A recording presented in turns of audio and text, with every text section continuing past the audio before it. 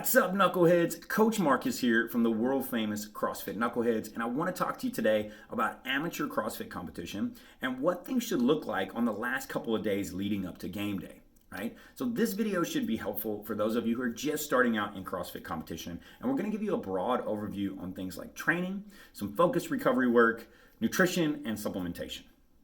So the last couple of days before game day, what should training look like? And I recommend that you handle this one of two ways. Personally, I like to take the day just before competition to be a full rest day. The only thing I'll do that day is some focused recovery work, which we'll talk about here in just a minute. But the day before that, so 2 days prior to competition, I'm definitely doing some active recovery work in the gym, but it's very low intensity. If I'm using a barbell, it's light and it's just technique work. If I'm doing gymnastics, it's just kind of technique type of stuff, just doing some drills.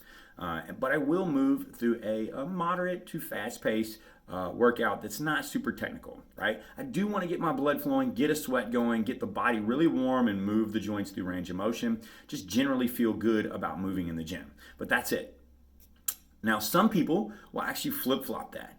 Some people will take 2 days prior to competition as their full rest day and the day just before competition as an active recovery day. That's completely up to you, personal preference. But no matter what, on that active recovery day, make sure that, again, the intensity is low. We do not want to stress the central nervous system with a heavy barbell. We don't want to break down any muscle tissue. We want to actually benefit the body by, again, just getting the blood flowing, get a sweat going, get the joints moving through range of motion and warm and feeling good about what we're doing in the gym, okay? The next thing is focused recovery work. So hopefully you have something like this already built into your regiment, but if you don't, hey, a couple of days before your first CrossFit competition, no better time to start.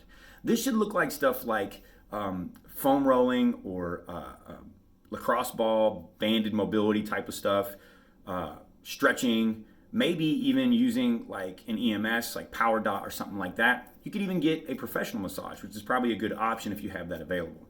If you're not sure what any of this stuff looks like, there's plenty of resources available. Like there's apps out there like GoWOD or ROMWOD, and there are videos here on YouTube that can show you how to do any of that stuff. I recommend that you take about an hour a day on the last couple of days leading up to competition at least and do some of this work. I also like to do some mental preparation and mental recovery work with about 10 minutes of guided meditation. And again, there are videos on YouTube that can help you with that. So nutrition, very important always. And what does that look like a couple of days prior to our competition day? So hydration is going to be key. Hopefully you're already drinking a lot of water, but you want to make sure that you are. And then carbohydrates need to be the focus. At least on that day right before competition, we need to make sure that we ramp up the carbohydrates and really load up on that, on good sources too. So things like oats, rice, whole wheat pasta, potatoes. Not really eating junk food, but just loading up on carbohydrates. The day of competition, same thing. So we do need to focus on carbohydrates. Our body's going to need that fuel, but it's going to need it very readily available. So we want a fast-acting kind of sugary carbohydrate on that day.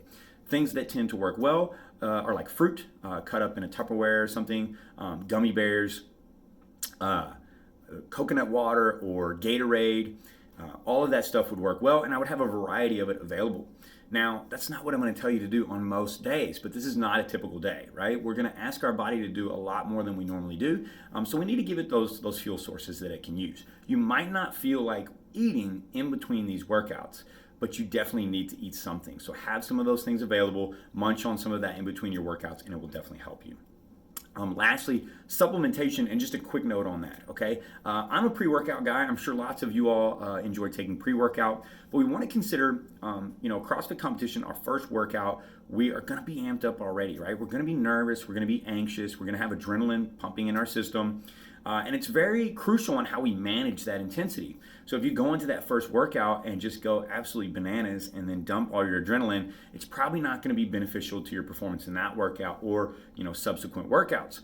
So adding pre-workout on top of that already natural intensity that we have built up is probably not a good idea.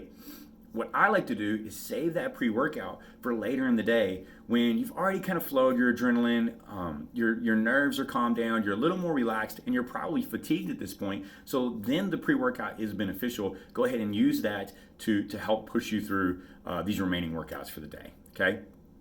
Guys, hopefully you have found this helpful.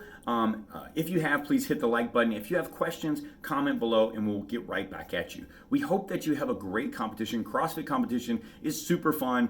The community is always amazing and the energy is always very exciting. So please enjoy it, make the best of it, and I'm sure it will be great. I'm Coach Marcus from CrossFit Knuckleheads, and we'll see you in the gym.